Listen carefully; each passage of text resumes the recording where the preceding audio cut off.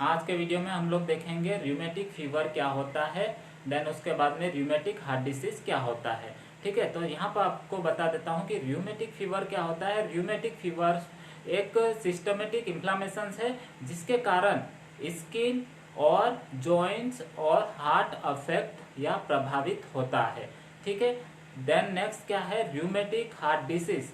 जैसे कि rheumatic fever में हार्ट अफेक्ट हुआ है, यानी कि हार्ट में इन्फ्लामेशन हुआ है, तो यहाँ पर र्यूमेटिक हार्ट डिसीज में क्या होगा, र्यूमेटिक फीवर के कारण हार्ट में इन्फ्लामेशन हो जाता है और हार्ट में इन्फ्लामेशन के कारण हार्ट के वाल्व प्रभावित होते हैं या हार्ट के वाल्व में डिफेक्ट हो जाता है। यदि आपको एग्जाम में पूछा जाता है र्यूमेटिक फीवर या फिर र्यूमेटिक हार्ट डिसीज, तो आपको डेफिनेशन अलग अलग लिखना है, लेकिन पूरा aetiology, clinical features, complications, diagnosis और ट्रीटमेंट सभी सेम ही लिखना है। ठीक है, तो वैसे ही हम लोग यहाँ पर आज पढ़ेंगे र्यूमेटिक फीवर की डेफिनेशन, देन उसके बाद में र्यूमेटिक हार्ट डिसीज की डेफिनेशन, देन उसके बाद हम लोग जानेंगे कि इनके इटियोलॉजी क्या है, कि किस कारण से र्यूमेटिक फीवर या र्यूमेटिक हार्ट डिसीज होता है। देन उसके बाद में हम लोग जानेंगे इनके क्लिनिकल फीचर्स क्या है, लक्षण क्या क्या होते हैं। देन उसके बाद हम लोग जानेंगे कि डायग्नोसिस क्या किया जाता है, निदान क्या क्या किए जाते हैं। देन उसके बाद हम लोग देखेंगे कॉम्प्लिकेशंस क्या होता है, र्यूमेटिक फीवर या फिर र्यूमेटिक हार्ट डिसीज के कारण कॉम्प्लिकेशंस या जटिलताएं क्या क्या हो सकती है, इन चीजों के बारे में जानेंगे। देन लास्ट में हम लोग इनके उपचार के बारे में भी जानेंगे कि ट्रीटमेंट क्या दिया जाता है जब र्यूमेटिक फीवर या र्यूमेटिक हार्ट डिसीज होता है। ठीक है, तो चलिए हम लोग आगे पीडीएफ या फिर बुक के थ्रू समझते हैं। आज हम लोग देखेंगे MSN2 के अंदर rheumatic fever and rheumatic heart disease क्या होता है। तो चलिए आगे डेफिनेशन में देखते हैं। र्यूमेटिक फीवर क्या होता है, डेफिनेशन देखते हैं। ये group A beta haemolytic streptococci के कारण होने वाला सिस्टमेटिक इन्फ्लामेशन है जिसमें स्किन, जॉइंट्स एवं हार्ट अफेक्टेड होते हैं। यानी क्या है, ये एक group A beta haemolytic streptococci bacteria के कारण होने वाला क्या है, सिस्टमेटिक इन्फ्लामेशन है जिसमें स्किन, जॉइंट्स और हार्ट अफेक्टेड या प्रभावित होते हैं। चलिए आगे देखते हैं र्यूमेटिक हार्ट डिसीज क्या होता है। यहाँ पर देखते हैं र्यूमेटिक हार्ट डिसीज डेफिनेशन। ये र्यूमेटिक फीवर में हार्ट इन्फ्लामेशन भी हो जाता है, तो इससे र्यूमेटिक हार्ट डिसीज कहते हैं। यानी क्या होता है कि जब र्यूमेटिक फीवर होता है तो उसमें स्किन, जॉइंट्स और हार्ट अफेक्टेड होते हैं, तो र्यूमेटिक फीवर के कारण हार्ट में इन्फ्लामेशंस हो जाता है, इसी को र्यूमेटिक हार्ट डिसीज कहते हैं। इसमें हार्ट में इन्फ्लामेशंस और वाल्वों में भी विकृति हो सकती है। यानी कि हार्ट में यदि इन्फ्लामेशंस होगा तो वो हार्ट के वाल्व को भी अफेक्ट या प्रभावित कर सकता है। तो नेक्स्ट क्या है, इटियोलॉजी। र्यूमेटिक फीवर या र्यूमेटिक हार्ट डिसीज किस कारण से होता है, तो डेफिनेशन से ही क्लियर हो चुका है कि इसका कारण group A beta haemolytic Streptococcus bacteria से होता है। तो आपको र्यूमेटिक फीवर या र्यूमेटिक हार्ट डिसीज पूछा जाता है तो आपको इसका कारण group A beta haemolytic Streptococcus bacteria लिखना है। ठीक है, देन हम लोग देखेंगे कि र्यूमेटिक फीवर या र्यूमेटिक हार्ट डिसीज होने पर क्या क्या लक्षण होते हैं। तो यहाँ पर हम लोग लक्षण देखते हैं, यानी क्लिनिकल फीचर्स देखते हैं। तो यहाँ पर सबसे पहले हाइपरपायरेक्सिया हो रहा है, यानी कि बहुत तेज बुखार हो रहा है। देन नेक्स्ट क्या है, हेडेक हो रहा है, सिर दर्द होता है। देन नेक्स्ट जोड़े दर्द करना, यानी जॉइंट्स में इन्फ्लामेशन हो रहा है तो जॉइंट्स पेन होगा। देन जॉइंट्स में सूजन होगी, एडिमा इन जॉइंट्स, यानी जॉइंट्स में स्वेलिंग हो जाएगी। देन नेक्स्ट क्या है, त्वचा पर लाल चकत्ते होना, यानी एराइथमिया, रेडनेस या फिर मार्जिनेटम। देन नेक्स्ट क्या है, सबक्यूटेनस गांठें बनना। क्या होता है कि स्किन भी अफेक्टेड होता है, तो स्किन के सबक्यूटेनस में क्या होता है, गांठें या नोड्यूल्स फॉर्मेशन होता है। देन नेक्स्ट क्या है, कोरिया, यानी कोरिया क्या है, कोरिया शारीरिक मसल्स एबनॉर्मल इनवॉलंटरी संकुचन है। ये न्यूरोलॉजिकल डिसऑर्डर्स में उत्पन्न होता है। यानी क्या होता है, कोरिया एक मसल्स का असामान्य या फिर अनैच्छिक संकुचन होता है। और ये कब होता है? न्यूरोलॉजिकल डिसऑर्डर्स में या न्यूरोलॉजिकल विकार में उत्पन्न होता है। नेक्स्ट है कार्डियक फ्रिक्शन यानी कि हृदय में रगड़न होना। क्या होता है कि जब हार्ट में इन्फ्लामेशंस हो जाता है, हार्ट की तीनों लेयर्स में इन्फ्लामेशंस हो जाता है, जैसे पेरिकार्डियम में इन्फ्लामेशंस होता है, मायोकार्डियम में या फिर एंडोकार्डियम में इन्फ्लामेशंस हो जाता है, जिसके कारण हार्ट का आकार बढ़ जाता है यानी कार्डियोमेगाली हो जाता है, जिसके कारण हार्ट्स में रगड़न होती है। देन हार्ट्स में फ्रिक्शन या कार्डियक फ्रिक्शन होता है। द नेक्स्ट क्या है? हृदय में दर्द होना यानी हार्ट में पेन होना। द नेक्स्ट क्या है? मायोकार्डियम में गांठें बनना, नोड्यूल्स फॉर्मेशन इन मायोकार्डियम। क्या होता है? जो मायोकार्डियम है, हार्ट की मिडिल लेयर्स में क्या होता है? नोड्यूल्स का बनना। तो इस कंडीशन को क्या कहते हैं? एस्कोप बॉडीज भी कहते हैं। जब मायोकार्डियम में गांठें या नोड्यूल्स का फॉर्मेशन होता है तो इस कंडीशन को एस्कोप बॉडीज भी कहते हैं। ठीक है। देन नेक्स्ट क्या है? मिट्रल वाल्व का सिकुड़ना यानी क्या होता है? जो मिट्रल वाल्व होता है, लेफ्ट एट्रियम और लेफ्ट वेंट्रिकल्स के बीच में जो वाल्व होता है, जिसे मिट्रल वाल्व कहते हैं, मिट्रल वाल्व में स्टेनोसिस या सिकुड़ जाता है। देन नेक्स्ट क्या है? सांस लेने में परेशानी या डिस्पनिया। क्या होता है? सांस लेने में प्रॉब्लम्स होती है। देन नेक्स्ट सीने में दर्द होता है, चेस्ट पेन होता है। देन नेक्स्ट क्या है? धड़कन तेज होना यानी टेकिकार्डिया होता है। देन नेक्स्ट हृदय से मरमर की ध्वनि या कार्डियक मरमर यानी क्या होता है? हृदय से मंद ध्वनि या मरमर ध्वनि होती है यानी गुनगुनाहट की आवाज़ आती है। देन नेक्स्ट क्या है? नॉन प्रोडक्टिव कफ यानी सूखी खांसी आती है। देन डिजीनेस भी होता है यानी चक्कर आते हैं। देन थकान होती है, फटीग होता है।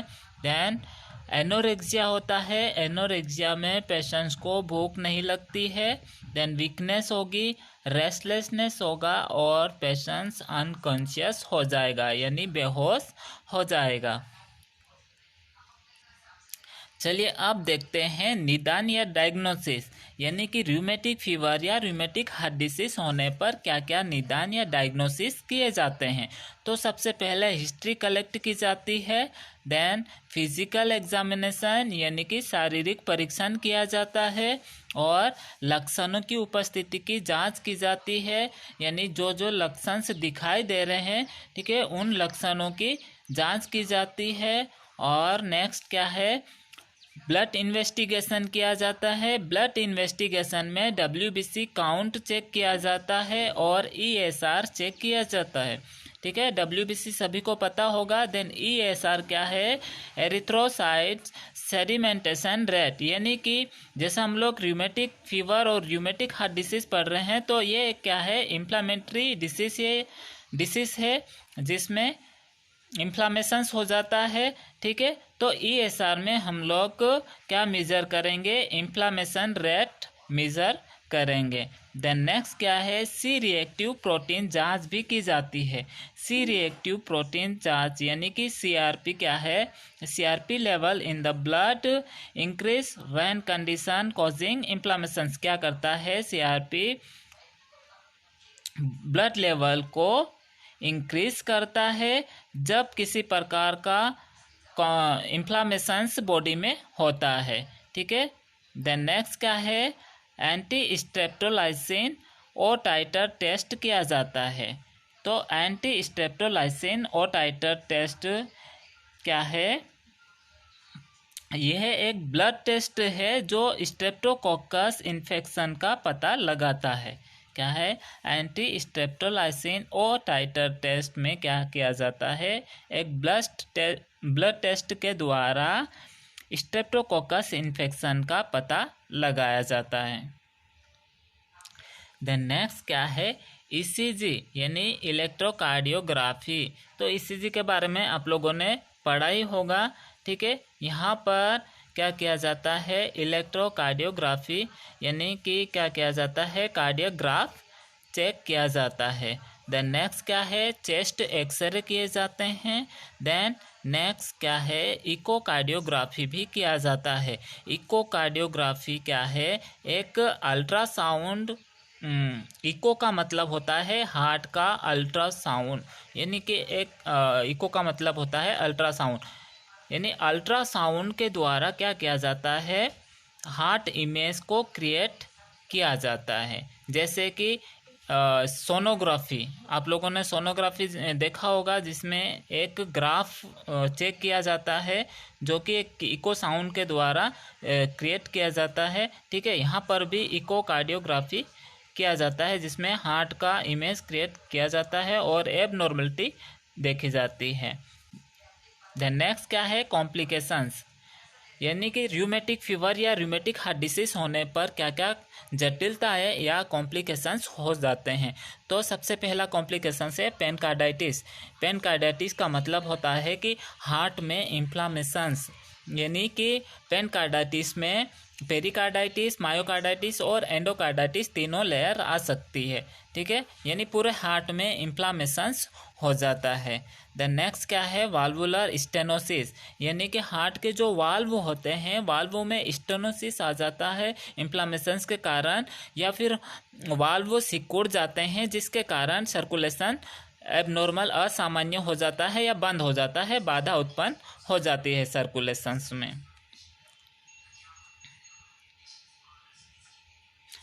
देन नेक्स्ट क्या है, न्यूरोलॉजिकल डिसऑर्डर्स, न्यूरोलॉजिकल डैमेज। तो यहाँ पर क्या किया जाता है, किस प्रकार का कॉम्प्लिकेशंस होता है ये, कि न्यूरॉन्स या फिर तंत्रिका संबंधी हानि या क्षति हो जाती है। जब हार्ट में किसी प्रकार का इन्फ्लामेशंस होता है या फिर पूरी बॉडी में इन्फ्लामेशंस डिसीज होती है, जॉइंट्स में इन्फ्लामेशंस हो रहा है, स्किन में इन्फ्लामेशंस हो रहा है, हार्ट में इन्फ्लामेशंस हो रहा है, तो उसके कारण क्या होता है, तंत्रिका या फिर न्यूरोलॉजिकल डैमेज हो जाता है। देन नेक्स्ट क्या है, हार्ट फेलर, यानी कि क्या होता है, हार्ट डिसफंक्शंस हो जाता है, हार्ट अपनी कार्य क्षमता खो देता है, कार्य करना बंद कर देता है और लास्ट में डेथ हो जाती है, ठीक है। अब हम लोग देखेंगे प्रबंधन या मैनेजमेंट। यहाँ पर मैनेजमेंट देखेंगे हम लोग, क्या मैनेज किया जाता है जब र्यूमेटिक या फिर र्यूमेटिक फीवर और र्यूमेटिक हार्ट डिसीज होता है। तो इसके प्रबंधन के निम्न उद्देश्य होते हैं। तो संक्रमण पर नियंत्रण करना, सबसे पहले क्या किया जाता है, संक्रमण का ट्रीटमेंट या उपचार किया जाता है, इन्फेक्शन का ट्रीटमेंट किया जाता है। देन नेक्स्ट क्या है, सिम्टोमेटिक मैनेजमेंट, यानी जो लक्षण दिखाई दे रहे हैं उन लक्षणों का ट्रीटमेंट किया जाता है। देन नेक्स्ट क्या है, प्रिवेंशन ऑफ रिकरेंस, या पुनः होने से रोकना, यानी जो लक्षण दिखाई दे रहे हैं, ठीक है, या फिर संक्रमण को फिर से या पुनः होने पर रोकना। देन नेक्स्ट क्या है, हृदय विकृतियों की रोकथाम एवं उपचार, prevention and treatment of cardiac defect. यहाँ पर क्या किया जाता है कि जो हार्ट की विकृतियाँ है या हार्ट डिफेक्ट है, ठीक है, उनकी रोकथाम या फिर प्रिवेंशन किया जाता है और उपचार किया जाता है, ट्रीटमेंट दिया जाता है। चलिए आगे ड्रग थेरेपी देखते हैं। यहाँ पर हम लोग देखेंगे कि ड्रग थेरेपी कौन कौन सी दी जाती है, कौन से ड्रग्स दिए जाते हैं, कौन सी मेडिसिन दी जाती है, ये देखेंगे। तो ड्रग थेरेपी में हम लोग देख रहे हैं, रोगी को एंटीबायोटिक की डोज लंबे समय तक प्रोवाइड की जाती है। ये निम्न हो सकती है। क्या किया जाता है, जिस किसी को र्यूमेटिक फीवर या र्यूमेटिक हार्ट डिसीज हुआ है, उन्हें एंटीबायोटिक ड्रग्स लंबे समय तक दी जाती है। जैसे ये निम्न हो सकती है, जैसे कि penicillin, then piperacillin, then next क्या है, डियाजाइन, क्या है, सल्फाडियाजाइन है।